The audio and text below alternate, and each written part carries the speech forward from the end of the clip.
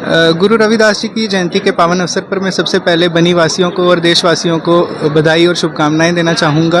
और मैं बताना चाहूँगा कि हमारे एडमिनिस्ट्रेशन की तरफ से यहाँ पे प्रॉपर सिक्योरिटी अरेंजमेंट्स और जो भी इसके लिए झांकी के लिए जो भी अरेंजमेंट्स की ज़रूरत थी वो प्रॉपर उनका इंतज़ाम किया गया था। और ये झांकी यहाँ से स्टार्ट होके बाज़ार का चक्कर काटते हुए फिर वापस यहीं पे समाप्त हुई है गुरु रविदास मंदिर बनी में।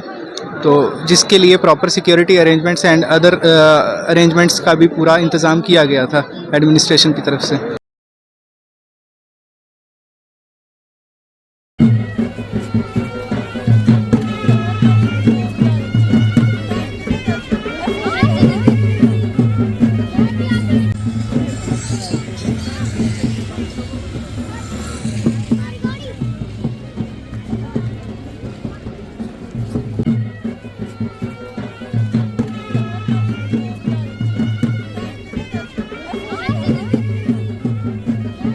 रविदास जी और बाबा साहेब हमारे समाज के ऐसे ये व्यक्ति रहे हैं, कई ऐसे महान और भी हमारे समाज में ऐसे व्यक्ति रहे हैं जिन्होंने हमेशा इस सोसाइटी के लिए कुछ न कुछ नया करने की और लोगों में बदलाव लाने की कोशिश की है।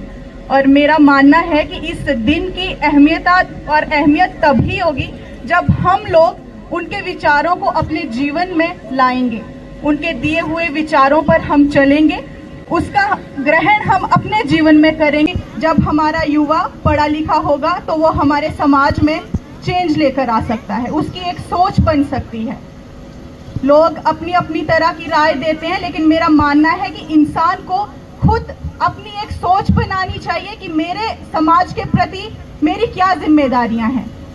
एक दिन हम यहाँ पर भक्ति करेंगे, एक दिन हम उनकी यहाँ पर बात करेंगे, लेकिन सही में उस चीज का मूल्य तभी होगा जब आप अपने जीवन में उस चीज को अपनाओगे।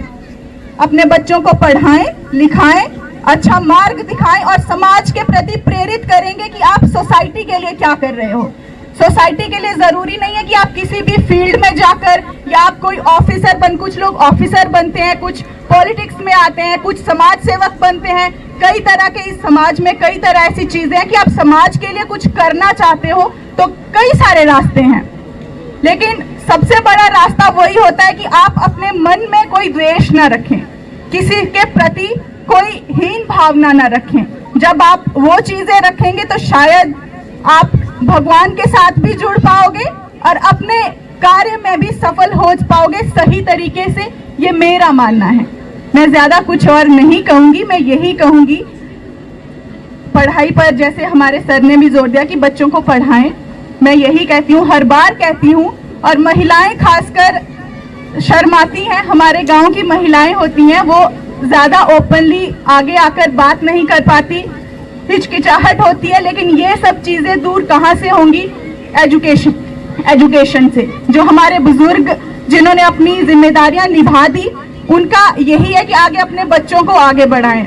बहुत सारे ऐसे स्टेजेस है, बहुत सारी ऐसे हमारे पास प्लेटफॉर्म है कि आप अपने बच्चों को आगे ला सकते हैं, यहाँ से बाहर जा सकते हैं। हम बहुत दूर दराज एरिया है, हमारा बैकवर्ड एरिया है, लेकिन ऐसा नहीं है। बहुत सारे बच्चे आज हम मिसाल में दे सकती हूँ, आज के हमारे तहसीलदार साहब यहाँ पर बैठे हैं, काफी यंग हैं और एक अच्छी पोस्ट पर आज है। इनको बधाई देती हूँ, इन्होंने आज न्यूली ज्वाइन किया, एक बार उनके लिए जोरदार तालियां हो जाए।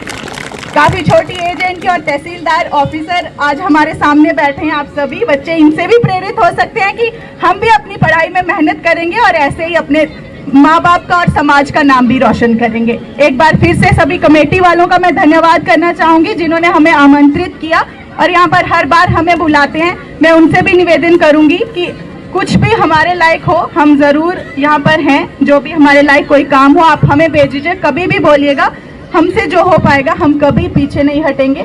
और आप लोगों से भी यही विनती करती हूँ कि कोई भी बात हो, कुछ भी हो, डरना नहीं है, बेझिझक अपनी आवाज बुलंद तरीके से सामने रखनी है और एकता के साथ रखनी है, क्योंकि एकता में बहुत मजबूती है और एकता में जितनी पावर है उतनी शायद कहीं नहीं होगी। तो एकता बनाए रखें और जो ये भेदभाव है इसको मिटाएं। और ये कहाँ से मिटेगा? जब हम लोग शुरुआत करेंगे, आप लोग शुरुआत करोगे और ये प्रण लेना है कि इस चीज की शुरुआत आज यहीं से आप लोग करके जाओगे। धन्यवाद। जय हिंद, जय भीम।